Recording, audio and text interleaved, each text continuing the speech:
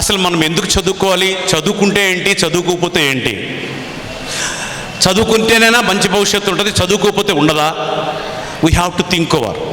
ఎవరి కోసం మనం చదువుతున్నాం? నీ కోసం చదువుతున్నావా? మీ అమ్మా నాయన కోసం చదువుతున్నావా? మీ టీచర్లు బలవంత పెడుతున్నారు కాబట్టి, తిడుతున్నారు, కొడుతున్నారు కాబట్టి చదువుతున్నావా? లేకపోతే ఈ దేశాన్ని ఏదన్నా ఉద్ధరించాలని చదువుతున్నావా? You have to decide first ఎందుకు చదువుతున్నావు. సో అది కూడా ఒక ముఖ్యమైన అంశం. సో ఎందుకు చదువుతున్నావో మనకు తెలిస్తే ఆటోమేటిక్గా చదువు మీద మనకు ఆసక్తి పెరుగుద్ది, భవిష్యత్తు మీద మనకు ఒక ఆలోచన వస్తుంది. నా కోసం చదువుతున్నారనే వాళ్ళు చేతులు ఎత్తండి. Excellent, very good. నా కోసం నేను చదువుతున్నాను అనుకున్న వాళ్ళు అద్భుతమైన విజయాలు సాధిస్తారు. అననుకూల పరిస్థితుల్లో కూడా అద్భుతమైన విజయాలు సాధించేటువంటి లక్షణాలు మీకు ఉంటాయి, మీ అందరికీ ఉన్నాయి. సో ఎవరికైతే జీవితం పట్ల ఒక అవగాహన ఉంటుందో వాళ్ళు మాత్రమే భవిష్యత్తు గురించి కలలు కంటారో వాళ్ళు మాత్రమే అద్భుతమైన విజయాలు సాధిస్తారు. అననుకూలమైన పరిస్థితుల్లో కూడా అద్భుతమైన విజయాలు సాధించే వాళ్ళుగా మారతారు. So first and fundamental characteristic ఏముండాలి మనం ఎదగాలి అంటే, కేర్ ఆన్ యువర్ ఫ్యూచర్. నీ భవిష్యత్తు మీద నీకు ఒక ఆలోచన ఉండాలి, జాగ్రత్త ఉండాలి, భయం ఉండాలి. ఆలోచన, భయం ఉంటే నా భవిష్యత్తు ఇలాగ ఉండాలి, నేను పెద్ద అయిన తర్వాత ఇదిగో నేను ఇంజనీర్ అవ్వాలి, డాక్టర్ అవ్వాలి, లాయర్ అవ్వాలి, టీచర్ అవ్వాలి, ప్రొఫెసర్ అవ్వాలి, లెక్చరర్ అవ్వాలి, ఇలాగా ఏం అవ్వాలో బోల్డ్ అన్ని ప్రొఫెషన్స్ ఉన్నాయి సమాజంలో. నేను చెప్పినే కాదు, వందల ప్రొఫెషన్స్ ఉన్నాయి. అలా డాక్టర్, ఇంజనీర్లు అయితేనే గొప్పవాళ్ళు అవుతారని కాదు. గొప్పవాళ్ళు అవ్వడానికి, అందంగా ఆనందంగా జీవించడానికి ప్రొఫెషన్ పనిచేయదు, మనసు పనిచేస్తుంది. మన మనసు ఏ విధంగా మనం రూపకల్పన చేసుకుంటామో, ఆఖరికి మనం చిన్న వ్యాపారం చేసుకున్నా కూడా, చిన్న ఉద్యోగం చేసినా కూడా అందంగా ఆనందంగా జీవించడం మనం చూస్తాం చాలామందిని. కాబట్టి ఉద్యోగాల్లో, డబ్బులో, హోదాలో ఆనందం ఉండదు. ఆనందంగా జీవించాలనే ఆలోచనలో ఆనందం ఉంటుంది. అలా జీవించడానికి ప్రయత్నించడంలో ఆనందం ఉంటుంది తప్ప, డబ్బు కోటీశ్వరులు కూడా ఎప్పుడు టెన్షన్, స్ట్రెస్తో వర్రీ అయిపోతూ కడుపు నిండా అన్నం తినలేని వాళ్ళు ఎంతోమందిని మనం చూస్తాం. పెద్ద పొజిషన్లో ఉండేటువంటి మినిస్టర్లు సైతం ఒక్క కడుపు నిండా తృప్తిగా తినలేని పరిస్థితులు కూడా పరిగెత్తే వాళ్ళని మనం చూస్తాం. కాబట్టి అందము, ఆనందమైన జీవితము, అందమైన జీవితం అనేది డబ్బు, హోదాలు, చదువుల్లో కాదు, కానీ మనసును బట్టి ఏ స్థితిలో ఉన్నా, ఏ స్థానంలో ఉన్నా, ఏ పొజిషన్లో ఉన్నా హ్యాపీగా జీవించేటువంటి మనసుని మనం పొంది ఉండాలి. సో భవిష్యత్తు గొప్పగా ఉండాలి అని అంటే first and fundamental characteristic we should have the care on your future. మీ ఫ్యూచర్ గురించి మీకు కేర్ ఉండాలి. And calculate your capacities. Then ఏం చేయాలి? కెపాసిటీస్ గురించి క్యాలిక్యులేషన్ చేసుకోవాలి. అందరూ అన్నీ సాధించలేరు. నేను ఒక సబ్ ఇన్స్పెక్టర్ అవ్వాలనుకుంటున్నాను సార్ అని ఒక అబ్బాయి మనసులో అనుకుంటే, సబ్ ఇన్స్పెక్టర్గా అవ్వాలంటే ఏమేమి లక్షణాలు, ఏమేమి క్యారెక్టరిస్టిక్స్ ఉండాలి, ఏమేమి ఉంటే మనం అవుతామనే సంగతి తెలిసి ఉండాలి. కాబట్టి ఒక గోల్ని మనం ఏర్పాటు చేసుకోవాలని అంటే ముందు ఆ గోల్కి సంబంధించిన అంశాలు ముందు మనం తెలుసుకొని ఉండాలి. 5 అడుగుల 10 అంగుళాలు ఉంటే తప్ప సబ్ ఇన్స్పెక్టర్ సెలక్షన్కి తీసుకోరు. నువ్వు అద్భుతమైన మార్కులు తీసుకెళ్ళినా నువ్వు 5 అడుగుల 8 అంగుళాలు ఉంటే, 7 అంగుళాలు ఉంటే నువ్వు సబ్ ఇన్స్పెక్టర్ అవ్వలేవు. కాబట్టి గోల్ పెట్టుకునేటప్పుడే మనకి ఇది సాధ్యమా, సాధ్యం కాదా అని మనకు అంచనా ఉండాలి. గనక you have to choose, you have to estimate your calibre and capacities. నీ కెపాసిటీస్ని బట్టి, ఆసక్తులు అనాసక్తులను బట్టి, నీకుండేటువంటి శక్తి సామర్థ్యాలను బట్టి, నీకుండే ఫిజికల్ పొజిషన్ బట్టి, మెంటల్ డిజైర్ని బట్టి గోల్ ఉండాలి. కనుక ఎస్టిమేట్ యువర్ కెపాసిటీస్. నీ యొక్క శక్తి సామర్థ్యాలని మొదటగా అంచనా వేసుకోవాలి. Then create a goal. ఏం చేయాలా?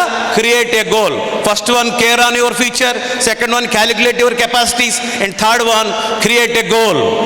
And fourth one, constant recollection of your goal.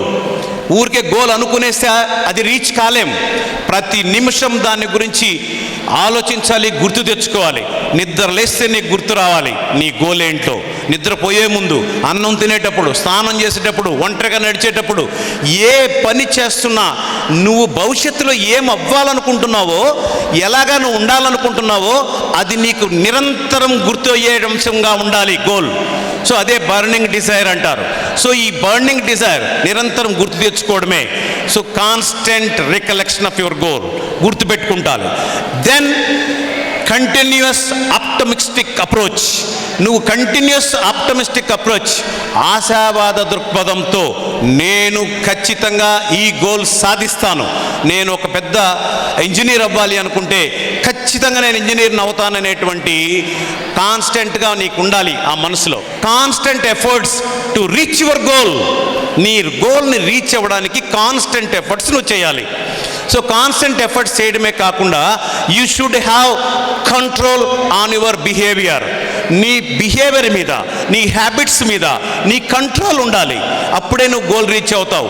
Goal అనుకొని మనసు నిండా నింపుకొని రోజు గుర్తు తెచ్చుకొని నీ కెపాసిటీ ప్రకారం అంచనా వేసుకొని నేను 10 గంటలు నిద్రపోతా, 7 దాకా తింటా, ఫ్రెండ్స్తో ఆడుకుంటా, సినిమాలు 2 చూస్తా, నా గోల్ నేను రీచ్ అవుతా అంటే కుదరదు. You should have control on your behaviour. నీ బిహేవియర్ మీద నీకు కంట్రోల్ ఉండాలి. Then you will reach your goal. అప్పుడు మాత్రమే రీచ్ అవుతావు. సో కంటిన్యూస్ ఎఫర్ట్స్ చేయాలి, ప్రయత్నం చేయాలి. ఏ కాలేజీలో చదివితే, ఏ కోర్స్ తీసుకుంటే, ఎన్ని మార్కులు వస్తే, ఎంసెట్లో ఏ ర్యాంక్ వస్తే నాకు సీట్ వస్తుంది, మంచి కాలేజీలో సీట్ వస్తే మంచి పొజిషన్ వస్తుంది, మంచి మార్కులు వస్తే మంచి కాలేజీలో సీట్ వస్తుంది. ఇంటర్మీడియట్లో మంచి మార్కులు రావాలంటే 10th క్లాస్లో మంచి మార్కులు రావాలి, 10th క్లాస్లో మంచి మార్కులు రావాలంటే నిరంతరం మీరు శ్రమించాలి. సో నిరంతరం మీరు శ్రమిస్తే, హార్డ్ వర్క్ చేస్తే, కరెక్ట్ ప్లానింగ్లో ఉంటే ఖచ్చితంగా మీరు ఏమనుకుంటారో అది సాధించే తీరుతారు. So that is the way to create a goal and to reach the goal. This is very important. Smart మెథడ్లోనే మీరు చేయాలి. What is meant by smart method? Smart అంటే స్పెసిఫిక్గా గోల్ ఉండాలి. ఏదో ఒకటి అవుతాలే అనేటువంటి గోల్స్ ఉండకూడదు. ఇది నా లక్ష్యము, ఇది నా అంతిమ విజయము అనేటువంటి ఆలోచన ఎవరికైతే ఉంటుందో వాళ్ళు నిరంతరము డే బై డే వాళ్ళ యొక్క ప్రణాళికను సిద్ధం చేసుకుంటారు ఆ పర్టికులర్ గోల్ రీచ్ అవ్వడానికి. కనుక మీరు స్మార్ట్ అనే విధానంలోనే గోల్ ఫిక్స్ చేసుకోవాలా. స్పెసిఫిక్గా ఉండాలా, ఖచ్చితంగా గోల్ ఇది అని స్పెసిఫికేషన్ ఉండాలి గోల్కి. అండ్ సెకండ్ వన్ స్మార్ట్లో it should be a measurable. అంచనా వేయగలిగి ఉండాలి. నేను 50 లక్షలు ఆస్తి సంపాదించాలని గోల్ అయితే 50 లక్షలు అనే అంచనా ఉండాలి. చాలా డబ్బు, చాలా చదువుకోవాలా, చాలా పెద్ద ఉన్న వాళ్ళ కాదు. ఏమవ్వాలో స్పెసిఫిక్గా ఉండాలి, మెజరబుల్గా ఉండాలి, అంచనా వేయగలిగినట్లుగా ఉండాలి. ఇక మూడవది అచీవబుల్గా ఉండాలి. అచీవబుల్ అంటే మనం దాన్ని సాధించడానికి మనకు శక్తి సరిపోయి ఉండాలి. ఎస్ అంటే స్పెసిఫిక్, ఎం అంటే మెజరబుల్, ఏ అంటే అచీవబుల్, ఆర్ అంటే రీజనబుల్. అది మనకు సూటబుల్గా ఉండాలి.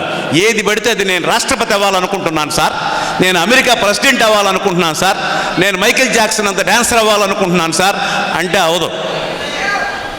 మనకు సూట్ అయ్యే గోల్సే మనం పెట్టుకోవాలి. ఫైనల్లీ టైం బౌండెడ్గా ఉండాలి. టీ అంటే time bounded. Specific, measurable, achievable, reasonable and time bounded. ఎన్ని రోజుల లోపల నీవు ఈ గోల్ ఫిక్స్ చేసుకోవాలనుకుంటున్నావు, సాధించాలనుకుంటున్నావు కూడా స్పష్టంగా మన మైండ్లో మనము నోట్ చేసుకుని మన గోల్ని సాధించే ప్రయత్నం చేయాలి. This is the important to create a goal. So ప్రతి ఒక్కడు జీవితంలో ఎదగాలి, గొప్ప స్థితికి చేరాలి అనే ఆలోచన ఉంటే గోల్ ఉండాలి.